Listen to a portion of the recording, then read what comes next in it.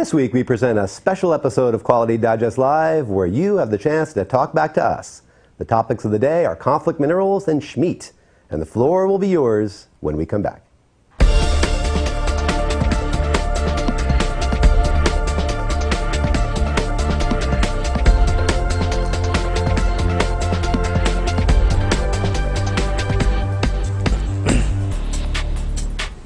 This week's sponsor of Quality Digest Live is Olympus NDT. The new OmniScan flaw detector is the latest product of Olympus NDT's dedication to developing hardware and software advances. Welcome back to Quality Digest Live for August 30th, 2013. QDL is your weekly look at who and what is making the news in the world of quality. I'm Mike Richmond, publisher of Quality Digest. Dirk Ducharme is on vacation. And because Dirk is on vacation, we decided to break the QDL mold a little bit today. And normally, as you all know, the show consists of us telling you what we think of the articles found in Quality Digest each week. Well, this time we want to hear what you have to say. So here's how this is going to work, we hope. I'm going to present a pair of stories that we have covered a lot and have received a lot of attention lately. Conflict minerals and cultured meat, or schmeat as it's called. I'll give you some brief background on the articles and then turn it over to you. Feel free to ask me anything you want about these topics and I'll comment from there. Now, if I don't get any questions, well, then I'm just going to keep talking, so send questions. You can do so by emailing us at qdl@qualitydigest.com. And operators, as they say, are standing by. Okay, well, our first article was, again, conflict minerals, and the story was how the conflict minerals rule is changing the face of compliance. And that was written by, as you can see there, Sonal Sinha, that appeared in Quality Digest Daily a few weeks ago. Now, this is a story, again, that we've covered. Sonal wrote the article on it, and we also followed up a few times with some news items as well. This goes back to Section 1502 of the Dodd-Frank Wall Street Reform and Consumer Protection Act, which was passed a few years ago. One of the decrees of that was that any manufacturer or retailer who's using minerals, including tungsten, the minerals specifically of tungsten, tin, tantalum, or gold, so-called conflict minerals, that are mined from Congo, Democratic Republic of Congo, or surrounding areas, they must reveal that those were mined in that way, or say that they were not mined conflict-free. It's not a ban necessarily, it just says that people that are using these minerals, and if they were mined from places that are using that, the profits from that, the proceeds from that, to fund conflict, genocide, war, any of those terrible things, that must be disclosed. It's not a ban. This is a very key point here. This is not a ban. Another key point is this is overseen by the SEC, the Securities and Exchange Commission, which initially would seem a little strange, but of course that's what the Wall Street Reform and Consumer Protection Act was all about. It was an SEC ruling. So this has been challenged in the courts, and the petitioners included the National Association of Manufacturers and the U.S. Chamber of Commerce. The petitioners argued that the rule was contrary to First Amendment rights. The argument struck down last month by a federal judge. So what's happening now is that everyone needs to report by May 31st, 2014. You need to report whether or not, if you use, again, tungsten, tin, tantalum, or gold, if that has been mined in a place that is using the proceeds to fund conflicts, well, then you need to disclose that. And again, you have a few months before that's going to happen. So this is interesting. I mean, the question here really, and the question on the floor is, is this appropriate? Is this something that government should be involved in, the SEC should be involved in? Can you kind of litigate for morality, for ethics? It's kind of a fine line. And more importantly, what does it mean for quality? What does it mean for supply chain? What does it mean for things that all of us are involved with every day? And that's really was the question on the floor. Now, we had a few questions come in prior. We've been promoting the fact that we're going to do this as a special show today. And again, you can write us at qdl@qualitydigest.com. If you have questions about this, we did have a question that came in yesterday on this, and I want to start off with this one because this is, I think, a kind of an interesting one. What was the argument about the First Amendment all about? Which is a good question. Now, I'm not a lawyer. I'm not a lawyer, as you all know, and somewhere in Florida, my mother's crying. But I'm not a lawyer, so I think my interpretation of this is that First Amendment, of course, talking about freedom of speech in this way. And the government cannot abridge free speech in any way, of course, through the First Amendment. so the litigants who protested against this said that essentially that by forcing compliance, by forcing the manufacturers and the retailers to reveal this, that they were essentially going against freedom of speech. They may, in freedom of speech, choose not to disclose it. So because they had to disclose it, they argued that went contrary to First Amendment rights. Now, of course, the federal judge struck that down, so I guess he decided that First Amendment rights were protected throughout that. But you know, it's a fine line. I mean, you know, do you need to speak freely? Can you speak freely if you're being compelled to reveal something like that? And I don't know. That's a good question. Good question there. We had another question actually come in, which is along these same lines. All right. Government should not be doing this.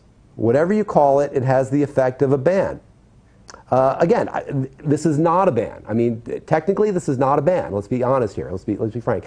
What the SEC is saying is simply that you need to reveal it.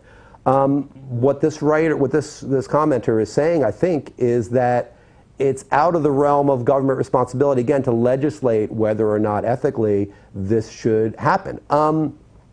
I don't know. I think, you know, it's a free market, right? I mean, the market should take care of this. And ultimately, if companies are using conflict minerals and they disclose it, it's going to be cheaper, perhaps, for people to purchase those products. If you're using tungsten in your process and your product has tungsten in it, and you mine it from a conflict mineral mine, maybe it's cheaper. Maybe the market's then going to support that. So, I don't know. I mean, think about organic food. I mean, this is a good example. I mean, I like to buy organic and eat organic food if I can, and organic food is generally more expensive. I can vote with my dollars to choose to support it if I want to, and consumers in this country and the rest of the world will, I think, likewise choose or not choose to either support or not support conflict by purchasing maybe cheaper or more expensive products that are mined from those areas. So I think that's the answer. It's not a ban. The market will maybe make it a ban if that's what consumers dictate.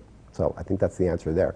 Oh, and by the way, I want to remind you all, when you're writing these questions, if you have a follow-up, if I didn't address the question properly, if you want to learn a little more, if you want to maybe contradict what I'm saying, feel free. Again, qdl@qualitydigest.com is the email address. This is your show today, folks. Dirk's not here. He's off gallivanting around somewhere in California. And I am covering the show on my own with your help. So write us in and let us know if you have questions. Okay. I think we had one more on this topic before we move on. Is that correct, Christopher? Yes, we do? Okay, yeah. Here's one. Okay. All right. Oh boy. Okay. Something has to be done about this issue. I don't think that it's the role of government necessarily, but Africa is being destroyed by genocide, disease, invisible leadership, etc., etc., etc. Sometimes you have to legislate to stop these things, even at the cost of free trade. Boy, it's kind of a socialist perspective on this. But, you know, maybe.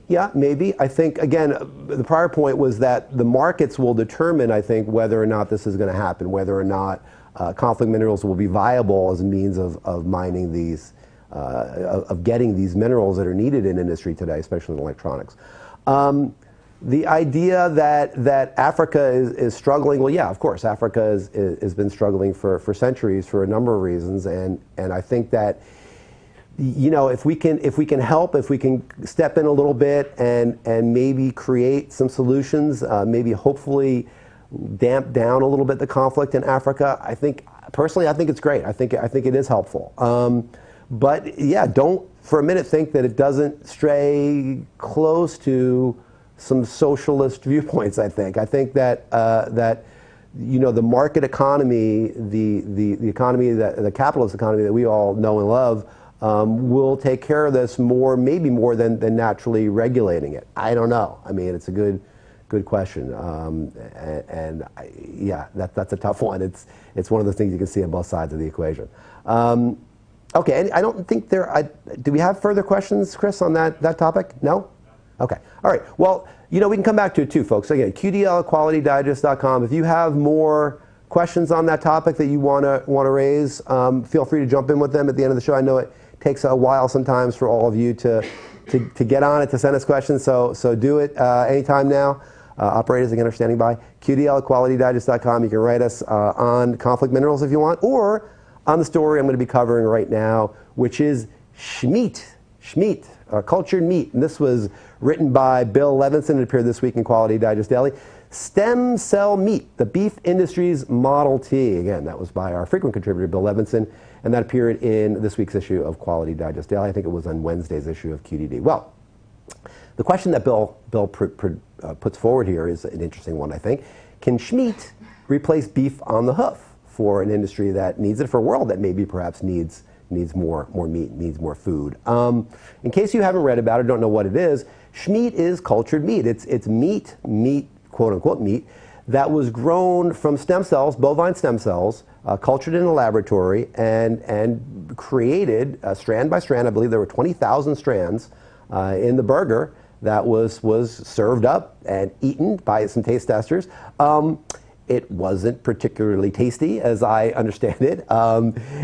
People said it didn't really taste that much like meat, but it wasn't too far away.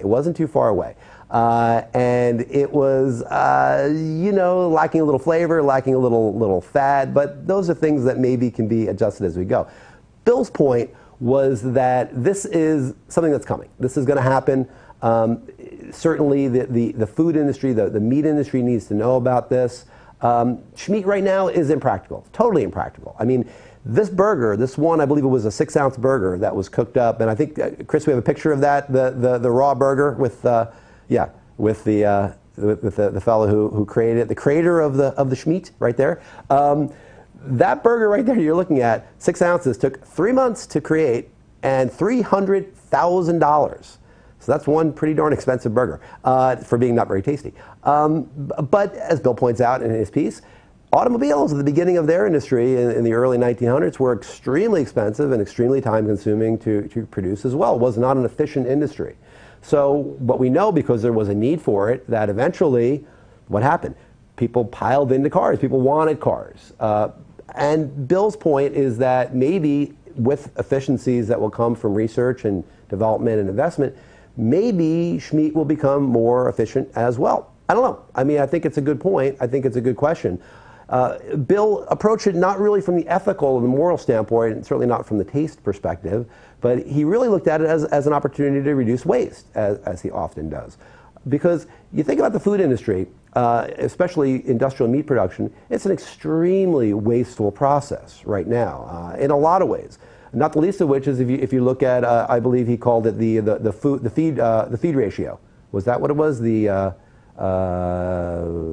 Well, essentially the ratio in which a feed is converted to meat in the animal. And for some animals, it's very low. For some animals, like fish, for instance, it's like 1.5 to 1 of what goes into a fish comes out as meat on the other end. For poultry, it's like 2 or 3 to 1. Pork is like 4 to 1.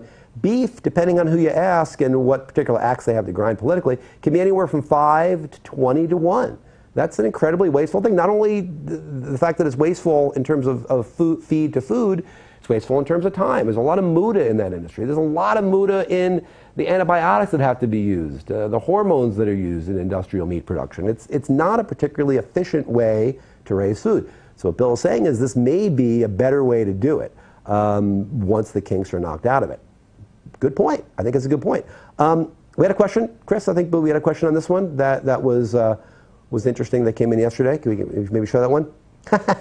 Any thoughts of this meat is kosher? I really don't know if it's kosher or halal. I mean, it could be, I suppose. Now, meat, kosher meat, I love this is a serious question. Kosher meat needs to be slaughtered in a certain way. I don't know. I don't know to the reader who wrote that into me. I'll ask my rabbi and I'll get back to you on that one. So stay tuned for more on that. Next question. Okay, great topic, but how do you get management to see the destruction of a current business model is imminent? I totally agree with the prediction that meat will be grown on production lines, but I find so many people find the idea preposterous. And these are food processing professionals. It's as though they simply can't imagine the march of progress in the industry. Thanks. There's a saying that I have, I don't know that it's mine necessarily, but I say it a lot, is that, you have to cannibalize your own industry, your own business, because if you don't, somebody else is gonna. If there's an advancement that is going to make you be more efficient, if it's going to make your business more profitable, it's going to reduce waste, you have to do it. You just have to do it. You have to find a way to make it happen, because if you don't, trust me, believe me, there's going to be people that will do it and will steal your business from you. They're not stealing it. They're taking it fair and square because you're not moving quickly enough. Think about what happened with digital cameras. Kodak was apparently, from my understanding, my reading of this, was where digital camera technology was founded. But Kodak did not want to threaten their paper photography business, which was a tremendously profitable margin line for them. So, as a consequence, they buried it. They didn't roll it out. And what happened? They lost the business anyway, and they didn't get the money because they didn't own the system. They didn't own the process. So, yeah, cannibalization is kind of a funny thing to think about when you're talking about meat, but cannibalization, I think, goes on all the time. You got to get out in front of it yourself, or somebody else will for you, I think. Let's move on. I think we have some more questions. This one's getting a number of questions here, I think. What else we got there, Chris? Interesting subject, but if the industry moves in this direction, are we faced with a future where every hamburger tastes exactly like every other? Or a boutique industry where for our 50th anniversary we can order another steak from that cow that we enjoyed on our honeymoon? All right, well, isn't that the industry we have now? I mean, gosh, of the thousands of burgers I've eaten at McDonald's in my checkered past, they've all tasted the same for the past several decades. I think that's probably where we're at already.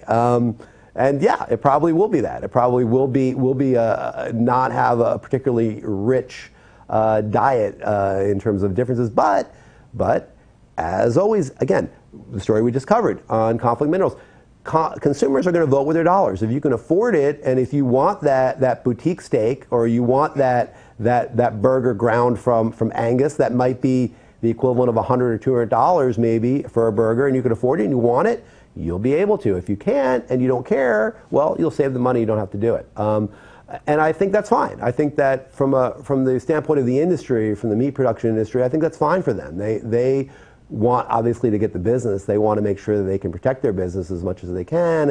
And however they do it, I think that would be just fine with them, I think. But it won't be just fine with them if those producers don't get out in front, again, of meat, and begin to maybe investigate how they can manufacture their food in that way. Again, QDL@qualitydigest.com is the email address.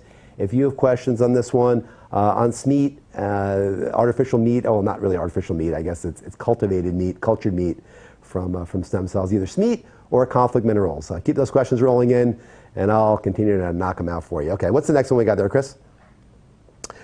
Back to conflict minerals. Okay, regarding conflict minerals, please stop saying we operate in a free market.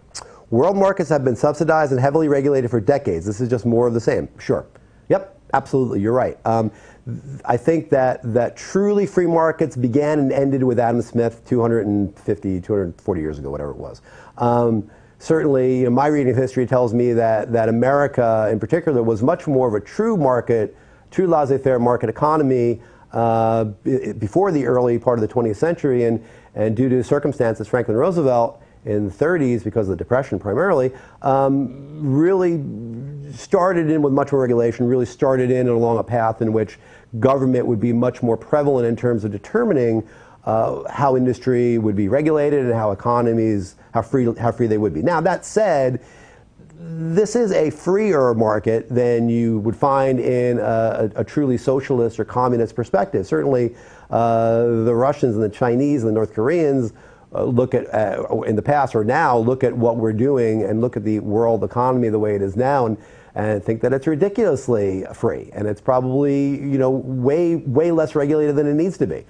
It's perspective. Yeah, but sure, if you are a true, pound the shoe on the table, free market advocate, then yeah, sure, there's a lot more regulation than there has been in the past. But in my perspective, hey, my opinion here, I still think that we're still operating in what I would consider to be a free market economy. Chris, we got another one? This is good, rolling in here. More conflict, back to conflict minerals, okay. Regarding conflict minerals, I believe that anyone has a moral right to use minerals that are produced under immoral purposes. Yep, absolutely. Again, that's pretty much where we're at, is that the market, and if you don't think it's a free market, I do think it is a free market. The market will decide if the purchasers, people voting with their dollars, do want to purchase conflict minerals. I think you're almost certainly going to see a bifurcation in the price points on these things. That things that are produced, and probably the same way with blood diamonds. I think that you're probably going to see that people that don't want, you're already seeing it. I know from shopping for my wife's engagement ring several years ago, that if you want a non-conflict diamond, you're going to pay more for it, and you're going to know that, and you're going to feel differently about it when it's on your ring, on your finger, or on your wife's finger. So, yeah, I think that, you know, it's a decision that everybody's got to make. We'll make it with our dollars, and I think that right there will determine the course of this issue going forward. Another one. Are there people that considered engineered meat to be immoral? There are, and there's been a lot of controversy about that. I don't understand it myself. Personally, I look at it and I think about the average cow that is on a feedlot for its whatever for a year. I'm not sure Ryan Day would know better than I the processes of the industrial food system. But let's say you have a young calf that's born and spends 9 months or a year on a feedlot, crowded, eating food it's not supposed to eat, getting shot up with hormones and antibiotics, getting killed in a very ugly way. That's not moral. That to me is completely immoral. This is, I think, is stem cells. I think that a cow has cells that are extracted via needle, and if you can efficiently grow food that's nutritious. Now, this is, I didn't touch on this. This is an important issue. The burger that was created a few months ago, that $300,000 burger, was shot full of hormones. It had to be in order for the cells as they were growing to not get infected and not get attacked by various contaminants. So hormones, antibiotics are still going to be a really big issue, I think, for cultured meat, as it is on industrial feedlots. But I think, again, my perspective, my opinion, I think it's more moral to look at cultured meat versus meat that comes off of a feedlot. We got another one, Chris? So how are we doing? We're kind of actually coming up to the end of our time. I'm going to take 2 more questions and then I'm going to move on because we're almost out. Okay, I think there's something sort of sick about growing meat. Just because you can industrialize a process doesn't mean that we should do it. That's what we should do. Shouldn't this firstly be a question of ethics? Yeah, I mean, if you were sitting here with me, I'd want to ask you why you feel that ethically it's wrong. I think it could be wrong from the perspective of nutrition. It could be wrong from the perspective of health. Again, there could be issues with that product, with that food. Certainly the FDA is going to want to be involved. By the way, the FDA actually, there is a precedent for this. The FDA, more than a decade ago, approved in theory this for use for astronauts in terms of cultured meat. So this has been something the FDA has known about for quite some time, just as an FYI. So I think, you know, I don't know the ethical issue there. It doesn't bother me. It doesn't bother me. I mean, I wouldn't eat it because I understand it doesn't taste good. But I think if it can be developed to the point where it's nutritious, it's healthful, and it's meat, it's indistinguishable from regular beef, sure, I don't see an ethical problem with it. No animals were hurt in the making of this burger. I like that. So I think it's more ethical, again, than a burger that comes off of a feedlot. All right, one more question, and then we've got to move on because we're getting towards the end of the show here. But by the way, if you have other questions, I will answer them. We will answer them here. So even after the show, keep on writing us. This has been fun. At QDL@qualitydigest.com, and I'll answer them after the show. Okay, so final question. Interesting article, but Bill left out many inputs to be considered, i.e.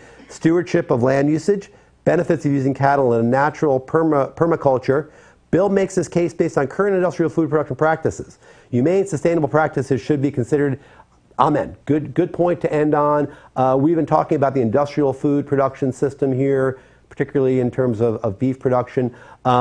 I think that the boutique food production industry where cattle are raised sustainably, humanely, slaughtered humanely, with the utmost of care and cleanliness, that to me is the best of both worlds. And I think, you know, once you get over the fact that, you know, sure, you're still slaughtering an animal, that I think that again is the best of both worlds. It's healthful, it's good for the environment, and it's good for us. And I think that's a good thing to end with. But again, as I say, QDL@qualitydigest.com. I've said it a couple of times. Continue to email me on these questions, and we'll get you out some answers after the show because we got to move on. But we're going to stay with the food industry for one last moment here for our tweet of the week, which comes to us from, of all things, a fortune cookie. That's right. We retweeted this one from Twitter user Joe Basala, who can be found on Twitter at QI_Sigma. Joe writes, "Even my Chinese fortune cookie knows that quality is important."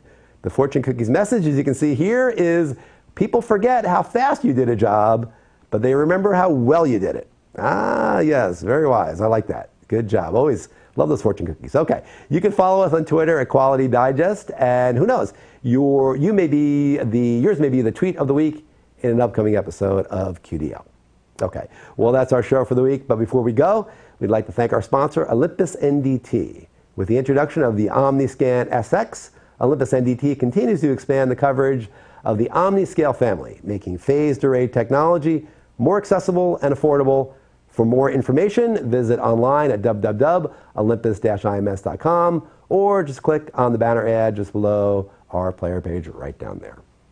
Okay, well, that's our show, but next week we're going to have another rather special episode. We're going to be playing a roundtable episode of QDL that we shot recently, focused on the future of metrology. This was Dirk and not me on this one, so that's an interesting little turnabout. It's fair play.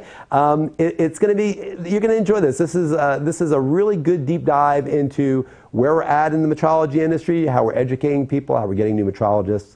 Good stuff. So check that out. That'll be next Friday here on QDL.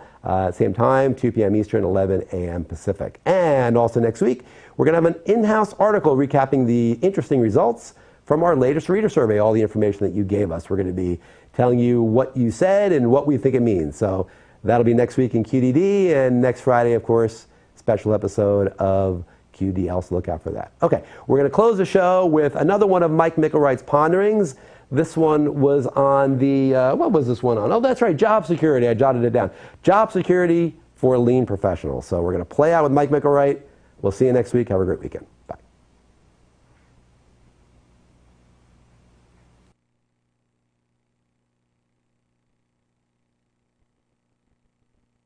Did you ever wonder why lean seems to have real staying power?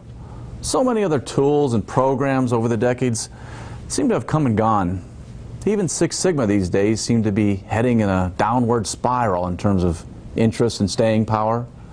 But lean seems to continue to gain momentum and increasing interest in many different industries. There's a reason why, and the reason is an ancient secret, of which I will now let you in on. There will always be waste in all of our processes, and the wealthier we get as a family, as a company, as a nation, or as a planet, the more waste there'll be. Why? We can simply afford it. That's why. Every generation becomes more wasteful than the previous. My father-in-law tells my wife that she's wasting paper towels when she only needs a small piece for a cleanup, but then she uses the entire large piece. He's right, but he grew up in the Depression era, and he knows how not to waste. We are more wasteful than he is. On the other hand, one of my kids once complained of being thirsty because we are all out of water, bottled water. I showed my child the path to the kitchen sink and the abundance of good, clean water in our house. Our children are more wasteful than us, and this pattern will continue on infinitum as we accumulate wealth. But I digress. Lean professionals will always have job security as long as we accumulate wealth, and one other secret, as long as we don't teach people how to do effective root cause analysis. We need lean professionals today because of all the waste and band-aids that have been accumulated over the years by not solving root causes to all of our problems. So as lean professionals do their Kaizen events and suck some of the waste out in certain processes, the rest of the company continues to add waste to the organization because they still don't know how to get to the root causes of their problems and prevent more waste from entering the system. It's like a person who surgically gets their stomach stapled, but then continues to eat the same amount and the same things. It's also like trying to drain a pool during a hurricane. It's like trying to empty your mind of all thoughts with the TV, radio, and Xbox on at the same time. Can't be done. Lean professionals will always have job security, and lean will live on as long as we remain oblivious and ignorant to root cause analysis. I'm Mike Mickelwright, the wise guy.